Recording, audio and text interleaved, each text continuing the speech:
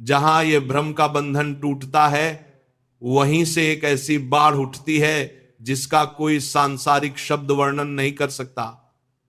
मन जितनी कल्पना कर सकता है उससे भी परे एक ऐसा आनंद प्रकट होता है जिसकी झलक भी इस जगत में नहीं मिलती। क्योंकि जो कुछ दिखाई दे रहा है, जो कुछ ब्रह्मा द्वारा रचा गया है, वह सब त्रिगुणात्मिका माया के भीतर ही बंधा हुआ है।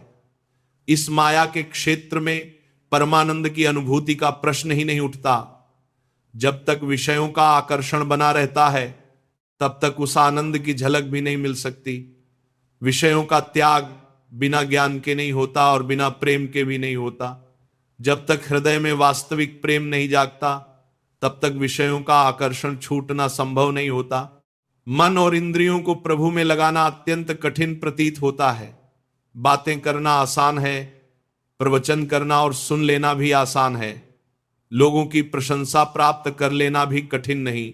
धन और भोगों का संग्रह भी संसार में बड़ी उपलब्धि माना जाता है, परंतु यह सब एक सुंदर स्वप्न के समान है। जब जागरण होगा तब सब कुछ शून्य हो जाएगा। जैसे स्वप्न में देखा गया वैभव जागने पर कुछ भी नहीं रहता, वैसे ही यह संसार भी एक दिन शून्य प्रतीत होगा। जिस परम तत्व को जान लिया जाता है उसके बाद संसार का आकर्षण उसी प्रकार लुप्त हो जाता है जैसे जागने पर स्वप्न का भ्रम समाप्त हो जाता है। भीतर अनुभव उठता है कि यह जगत स्वप्न जैसा है और हरि का भजन ही सत्य है। तिनके से लेकर ब्रह्मलोक तक जो कुछ दिखाई देता है वो सब माया का खेल है और सत्य केवल हरि का नाम है।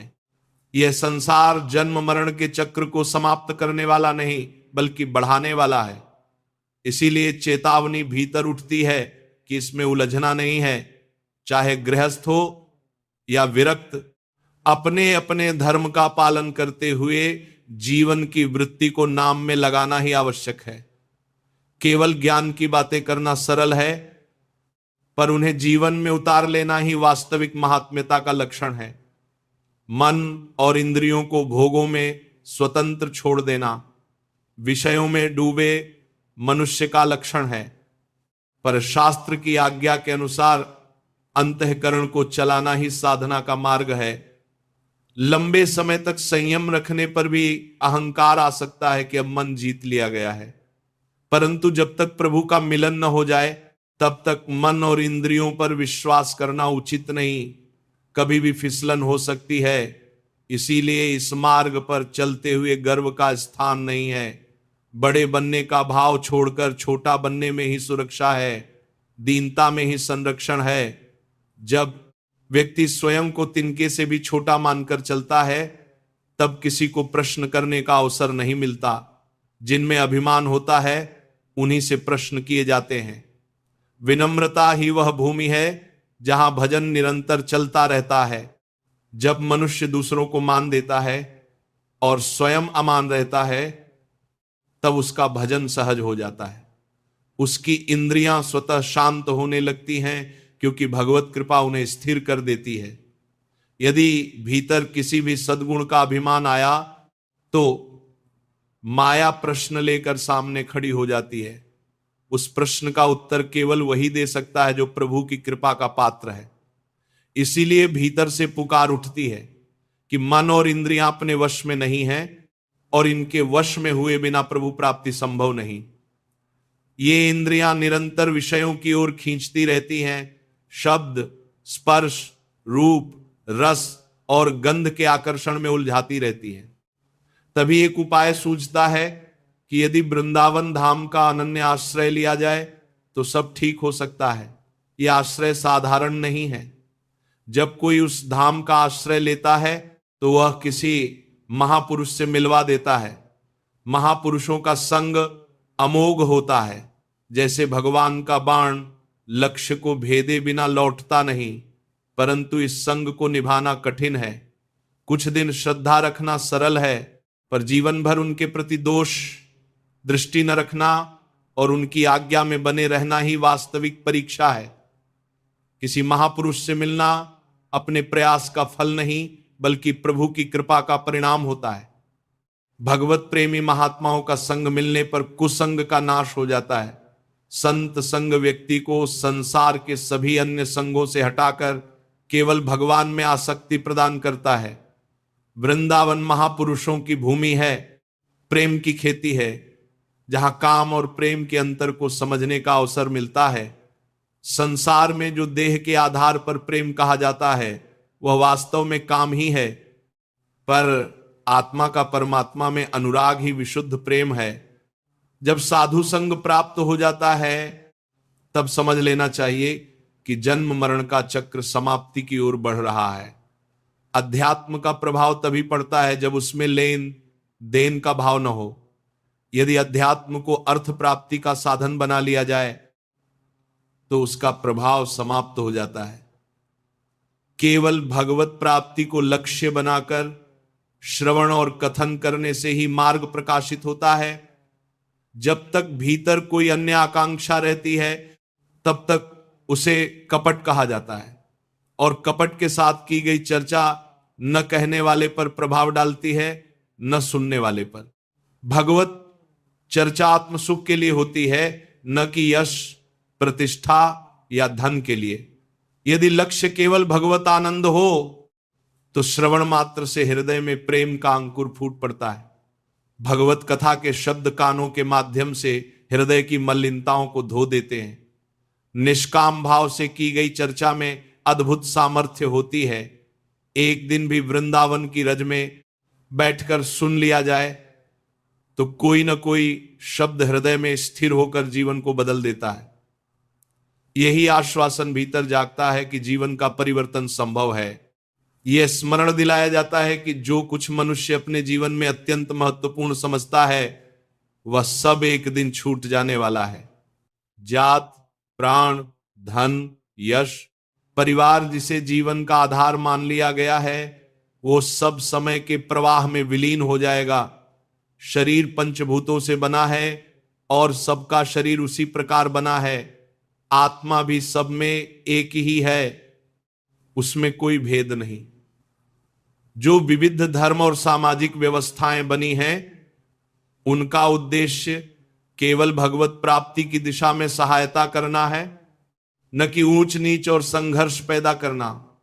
जब व्यक्ति भागवत धर्म की ओर मुड़ता है तब बाहरी भेद अपने आप महत्व खोने लगते हैं। भगवान ने ही सृष्टि की व्यवस्था बनाई और वही साधारण जन के सामने अत्यंत सरल रूप में उपस्थित हो जाते हैं। बड़े बड़े योगियों के हृदय में जिनका प्रवेश कठिन माना जाता है वही प्रेम की सरलता से किसी साधारण भक्त के सामने बैठ जाते हैं। जहां भाव होता है वहां वे सहज पहुंच जाते हैं। जहां अभिमान होता है वहां वे दृष्टि भी नहीं करते। यह दृश्य मन को चकित कर देता है कि जिसने वर्षों तक तप किया उसे अवसर नहीं मिला, और जिसने सरल प्रेम से प्रतीक्षा की वहां भगवान स्वयं चले गए। इससे यह रहस्य खुलता है कि उन्हें जाति, कुल, तप, विद्या या बाहरी साधना से नहीं बांधा जा सकता। उनका एक ही संबंध है, भक्ति का संबंध। जो भी उनके नाम से जुड़ जाता है वही पूजनीय हो जाता है, चाहे वह किसी भी कुल में जन्मा हो, और जो उनसे विमुख है वह चाहे कितना भी उच्च प्रतीत हो, भीतर से रिक्त ही रहता है। शरीर और सामाजिक पहचान केवल व्यवहार के लिए हैं, तत्व की दृष्टि से सब एक हैं। यह जीवन कुछ वर्षों का ही है जिसे मन बहुत लंबा समझता है, पर जब विचार किया जाता है तो यह क्षण मात्र लगता है। इसलिए यह स्मरण आवश्यक है कि मनुष्य का वास्तविक उद्देश्य परम धर्म की प्राप्ति है। ऐसी भक्ति जो भगवान के चरणों में प्रेम रूप से स्थापित हो जाए। यदि यह प्राप्त नहीं हुआ तो जीवन का लाभ नहीं मिला। यदि नाम जप, लीला श्रवण, धाम का आश्रय और भगवत प्रेमी महात्माओं का संग मिल गया तो समझ लेना चाहिए कि कल्याण का मार्ग खुल चुका है। केवल धैर्य की आवश्यकता है। यदि कोई अपमान करे, तिरस्कार करे तो भी भजन को नहीं छोड़ना चाहिए। अपमान सह लेना भजन को सुरक्षित रखने का उपाय बन जाता है। सहनशीलता से पाप नष्ट होते हैं और भजन सुरक्षित रहता है। ये मार्ग भीतर से समझने का है, बाहरी व्यवहार मात्र नहीं। जीवन में कठिनाइयां आने पर अक्सर भजन छूट जाता है और मन कामना करने लगता है कि साधना के बदले संसारिक इच्छाएं पूरी हो जाएं। यदि इच्छा पूरी न हो तो विश्वास भी डगमगाने लगता है। यह समझना आवश्यक है कि यह परमार्थ का मार्ग है, लेन देन का नहीं। भजन तभी छूटता है जब उससे बढ़कर कोई वस्तु सुखद लगने लगती है। जब तक भजन सर्वोपरि रहेगा तब तक वह छूटेगा नहीं। वृंदावन का आश्रय लेने पर एक अद्भुत परिवर्तन संभव होता है। चाहे व्यक्ति कितना भी दोषयुक्त क्यों न हो, यदि उसके भीतर धाम में रहने की रुचि जाग जाए तो धीरे धीरे उसके दोष नष्ट होने लगते हैं। यह परिवर्तन शब्दों में नहीं बताया जा सकता। वहां की कृपा अनिर्वचनीय भाव से हृदय को भर देती है। जिन इंद्रियों को वश में करना कठिन लगता है वे धाम की कृपा से शांत होने लगती हैं। कोई व्यक्ति वर्षों से व्यसनों में डूबा हो पर धाम का स्पर्श पाकर भीतर से बदलने लगता है। केवल वहां की रज का स्पर्श भी हृदय में ऐसा भाव जगा देता है कि जीवन की दिशा बदल जाती है। यह चमत्कार समझ से परे प्रतीत होता है, परंतु अनुभव में सत्य सिद्ध होता है।